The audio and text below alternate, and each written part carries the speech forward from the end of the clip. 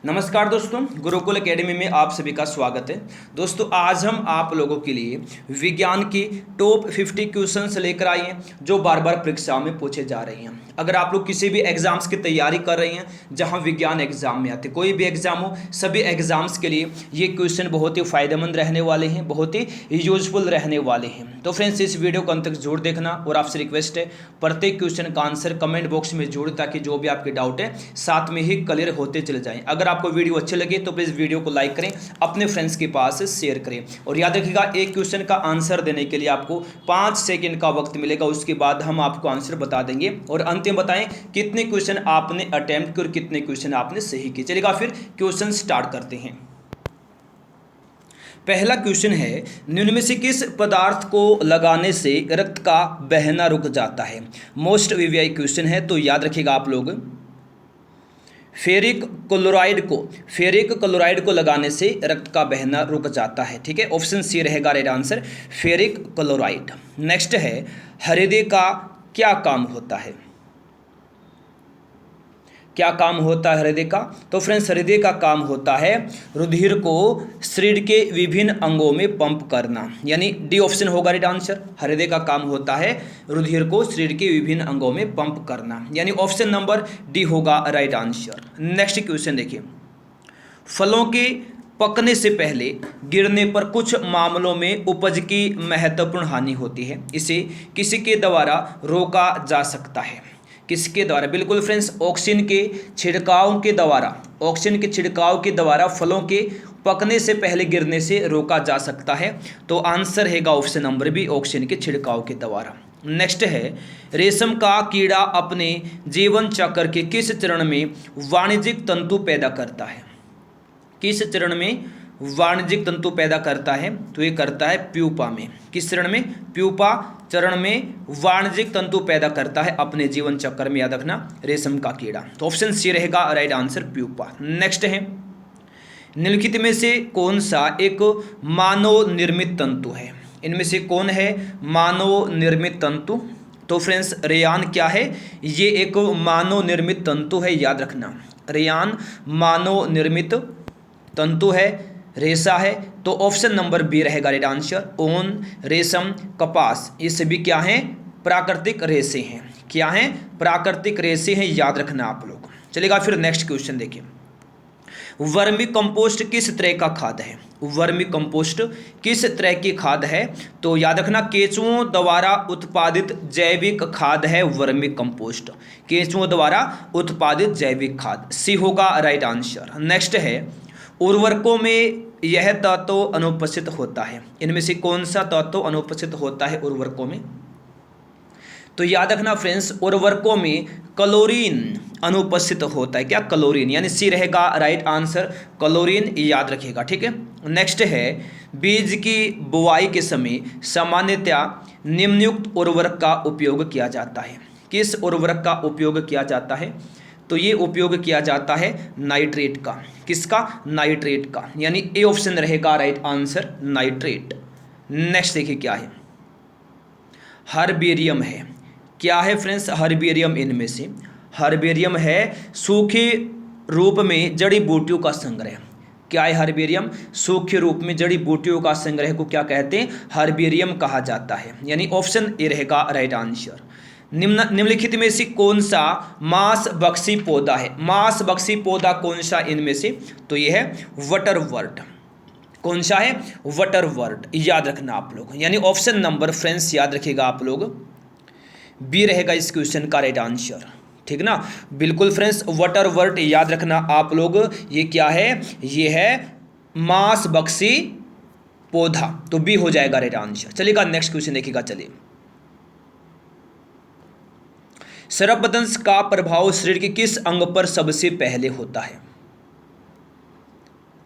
जी हाँ, बिल्कुल फ्रेंड्स, किस अंग पर सबसे पहले होता है प्रभाव सर्पदंश का?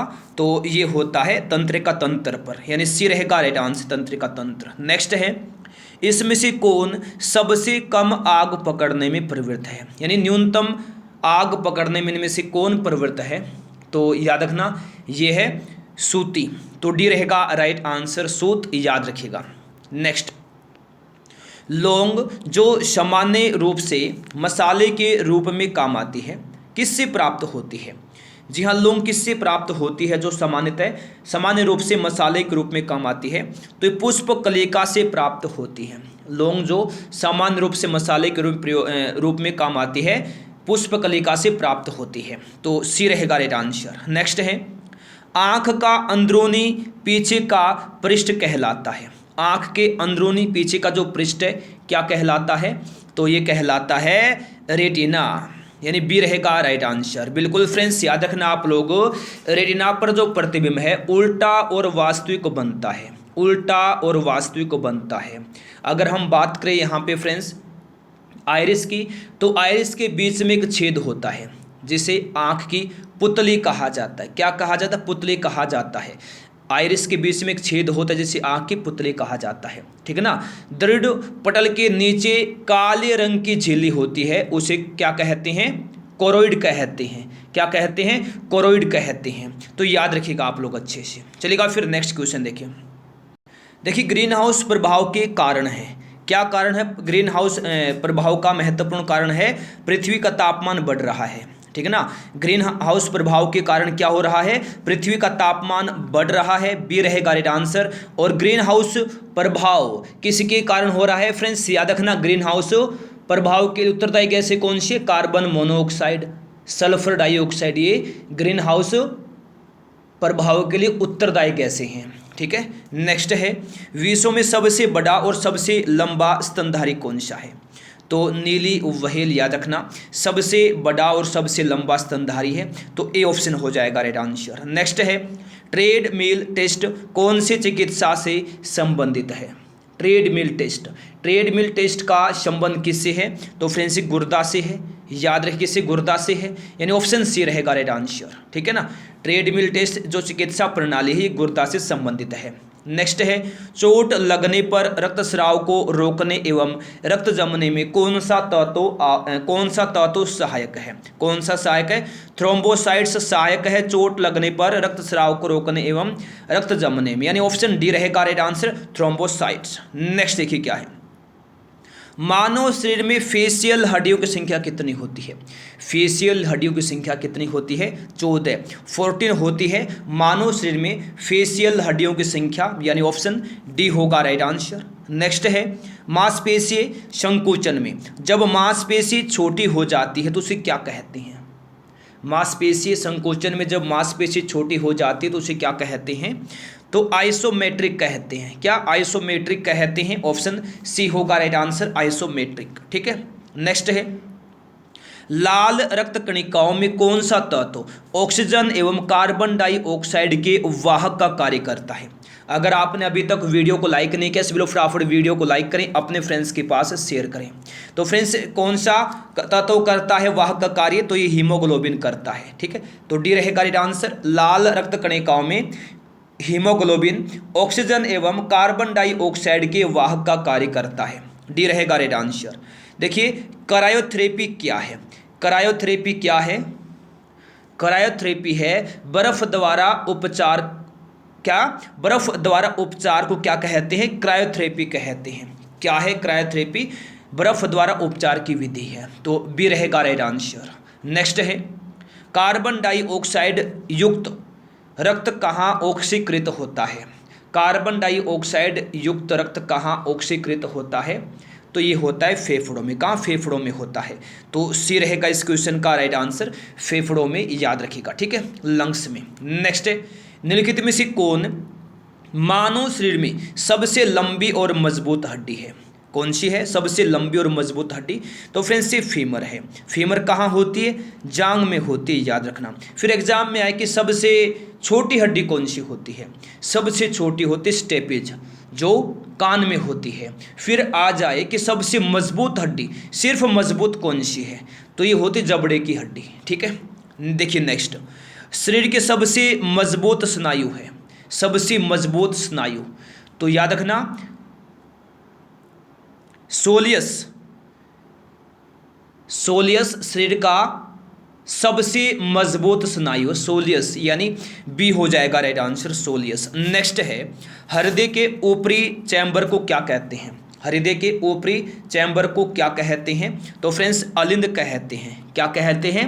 क्या कहते हैं? हृदय के ऊपरी चैम्बर को अलिंद कहते हैं। ठीक है ना, ऑप्शन बी रहेगा राइट आंसर। हृदय में फ्रेंड्स 4 चैम्बर होते हैं, 4 चैम्बर होते हैं, याद रखना।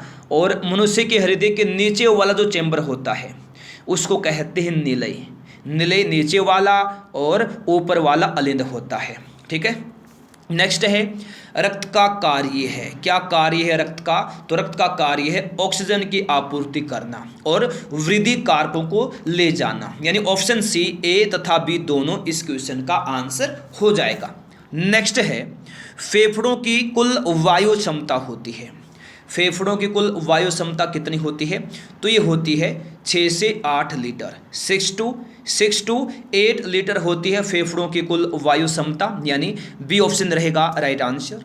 नेक्स्ट है कोहनी की संधि को मोड़ने एवं विस्तार में कौन सी मांसपेशियां सहायक है? कौन सी सहायक हैं? तो बाइसेप्स और ट्राइसेप्स जो मांसपेशियां सहायक होती कोहनी की संधि को मोड़ने और विस्तार में, यानी ऑप्शन सी रहेगा राइट आंसर, बाइसेप्स और ट्राइसेप्स, यानी ऑप्शन सी राइट आंसर होगा। मांसपेशियों में किस तत्व के पर्याप्त होने से खिलाड़ी देर तक नहीं थकता? किसके? बिल्कुल मांसपेशियों में ग्लाइकोजन के पर्याप्त होने से खिलाड़ी देर तक नहीं थकता, याद रखना ग्लाइकोजन, ऑप्शन बी आएगा राइट आंसर। नेक्स्ट देखिए किस तत्व की कमी के कारण बेरी रोग होता है? जो बेरी रोग है किस तत्व की कमी के कारण होता है? तो ये होता है थियामिन की कमी के कारण या फिर थायमिन की कमी के कारण। थायमिन क्या होता है? बिल्कुल फ्रेंड्स विटामिन B1 का रासायनिक नाम है। विटामिन B1 का रासायनिक नाम होता है थायमिन, और विटामिन B1 की कमी से बेरी रोग होता है, याद रखिएगा। नेक्स्ट है संक्रामक रोग का प्रसार कैसे होता है? संक्रामक रोगों का जो प्रसार है वायु के द्वारा होता है। किसके द्वारा? वायु के द्वारा, जल तथा भोजन के द्वारा होता है। ठीक है ना, और कीड़ों के द्वारा भी होता है। ठीक है ना, बिल्कुल फ्रेंड्स ऑप्शन नंबर डी होगा इस क्वेश्चन का राइट आंसर। बैक्टीरिया से, वायरस, प्रोटोजोआ से होता है, याद रखना, संक्रामक रोगों का प्रसार। ठीक है, ऑप्शन डी रहेगा राइट आंसर इनमें से सभी के द्वारा। देखिए निम्न में से कौन सा पोषक तत्व गर्मी एवं ताकत प्रदान करता है? कौन सा तत्व गर्मी और कौन सा पोषक तत्व गर्मी और ताकत प्रदान करता है? तो फ्रेंड्स प्रोटीन क्या है? गर्मी एवं ताकत प्रदान करता है, याद रखना, ऑप्शन ए रहेगा राइट आंसर, प्रोटीन। नेक्स्ट है आयरन किस खाद्य सामग्री में उपलब्ध है? आयरन किस खाद्य सामग्री में उपलब्ध है? तो फ्रेंड्स ये हरी सब्जियों में उपलब्ध है। किसमें? हरी सब्जियों में उपलब्ध है, याद रखना आप लोग, आयरन, लोहा। ठीक है, सी होगा राइट आंसर, हरी सब्जियां। नेक्स्ट क्वेश्चन है एंथ्रोलॉजी अध्ययन करता है। किसका अध्ययन करता है एंथ्रोलॉजी? बताना जल्दी से। एंथ्रोलॉजी किसका अध्ययन करता है? तो जोड़ों का अध्ययन करता है, याद रखिएगा आप लोग, एंथ्रोलॉजी किसका? जोड़ों का। ठीक है ना, वही फ्रेंड्स याद रखिएगा हड्डियों का जो अध्ययन है ओस्टियोलॉजी के अंतर्गत होता है। किसके अंतर्गत? ओस्टियोलॉजी के अंतर्गत हड्डियों का अध्ययन होता है। ठीक है ना, तंत्र का अध्ययन या फिर मस्तिष्क का अध्ययन होता है न्यूरोलॉजी के अंतर्गत। किसके अंतर्गत? न्यूरोलॉजी के अंतर्गत। और मांसपेशियों का मायोलॉजी के अंतर्गत होता है अध्ययन, याद रखिएगा। नेक्स्ट है मेरुदंड में हड्डियों की संख्या कितनी होती है? मोस्ट वीवीआई क्वेश्चन है, तो याद रखिएगा आप लोग कितनी होती है? 33 होती है मेरुदंड में हड्डियों की संख्या, यानी ऑप्शन ए रहेगा राइट आंसर। ठीक है, 33 हड्डियां होती हैं। नेक्स्ट त्वचा में प्रतिदिन पानी खर्च होता है। लगभग कितना पानी खर्च होता है त्वचा में प्रतिदिन? तो फ्रेंड्स ये होता है 400 मिलीलीटर। 400 मिलीलीटर पानी खर्च होता है प्रतिदिन त्वचा में, ऑप्शन ए रहेगा राइट आंसर, 400 मिलीलीटर। नेक्स्ट है ह्यूमरस हड्डी स्थित है। किस में स्थित है ह्यूमरस हड्डी? बताना जल्दी से। ह्यूमरस हड्डी जो है ये ऊपरी लिम्ब में स्थित होती है, यानी ऑप्शन ए रहेगा राइट आंसर। ह्यूमरस हड्डी कहाँ स्थित होती है? किस में स्थित होती है? ऊपरी लिम्ब में स्थित होती है, ए रहेगा राइट आंसर। नेक्स्ट है फूल का चमकीला तथा आकर्षक अंश कौन सा है? फूल का चमकीला तथा आकर्षक अंश कौन सा होता है? तो ये होता है दलपुंज। कौन सा होता है? दलपुंज होता है, यानी ऑप्शन ए रहेगा राइट आंसर, दलपुंज। देखिए नेक्स्ट है, देखिए कोलरा होता है, किसके द्वारा होता है कोलरा? जी हाँ फ्रेंड्स, हैजा। हैजा किसके द्वारा होता है? तो याद रखिएगा, हैजा यानी कोलरा होता है बैक्टीरिया के द्वारा। किसके द्वारा? बैक्टीरिया के द्वारा होता है, यानी ए ऑप्शन रहेगा राइट आंसर। नेक्स्ट है, अंडे उत्तम स्रोत है, किसका उत्तम स्रोत है? अंडे। अंडे याद रखना आप लोग, प्रोटीन का उत्तम स्रोत है, प्रोटीन के उत्तम स्रोत है अंडे, यानी बी हो जाएगा राइट आंसर। बहुत ही महत्वपूर्ण क्वेश्चन है, पौधे के किस भाग से जूट तंतु पाया जाता है? किस भाग से जूट तंतु पाया जाता है?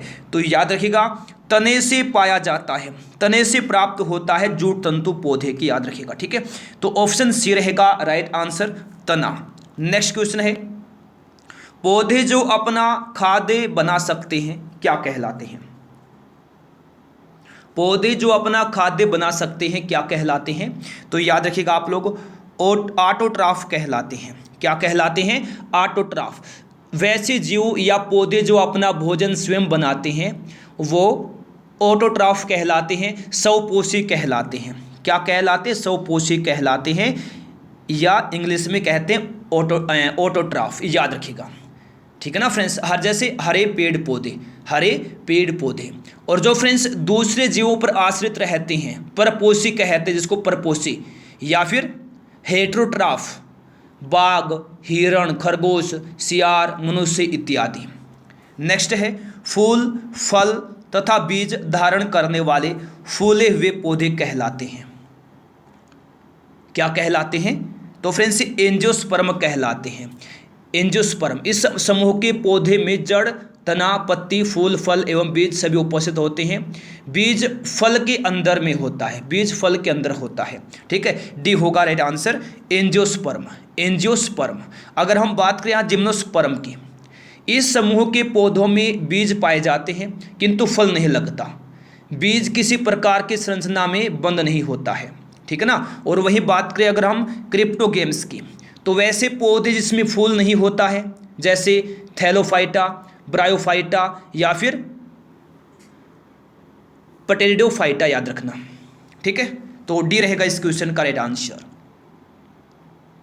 नेक्स्ट क्वेश्चन देखिए, निम्नलिखित में से द्विबीजपत्री कौन है? द्विबीजपत्री कौन है? तो आम क्या है? आम है द्विबीजपत्री, यानी ऑप्शन बी रहेगा राइट आंसर। जी हाँ, वैसे बीज जो दो बराबर भागों में टूटता है द्विबीजपत्री कहलाता है, जैसे आम, जामुन, दाल, जैसे दलहनी, याद रखना।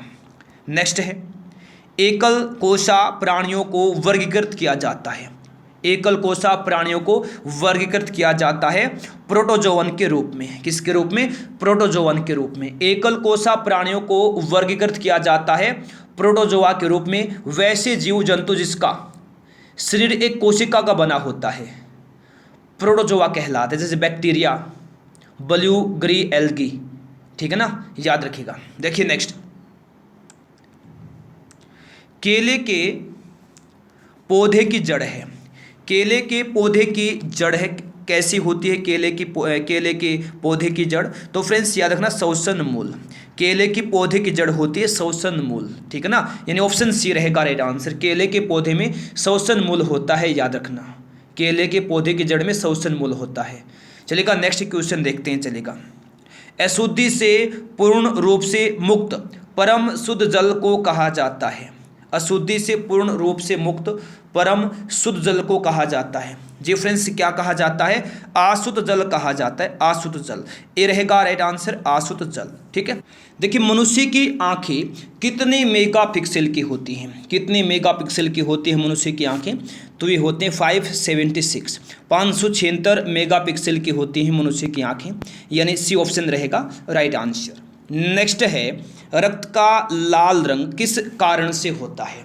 बहुत बार एग्जाम में आता है, किस कारण से होता है रक्त का लाल रंग? तो फ्रेंड्स ये होता है हीमोग्लोबिन के कारण, यानी डी रहेगा राइट आंसर, हीमोग्लोबिन। तो फ्रेंड्स ये थे आज के हमारे क्वेश्चंस जो अभी कंप्लीट हो चुके हैं। अगर कोई डाउट है तो शेयर कीजिएगा। सभी के डाउट्स नेक्स्ट पार्ट में क्लियर किए जाएंगे। अगर आपने अभी तक वीडियो को लाइक नहीं किया है, सभी लोग फटाफट वीडियो को लाइक करें, अपने फ्रेंड्स के पास शेयर करें। चलिएगा, फिर मिलते हैं नेक्स्ट क्लास में। तब तक के लिए गुड बाय, जय हिंद, जय भारत, वंदे मातरम।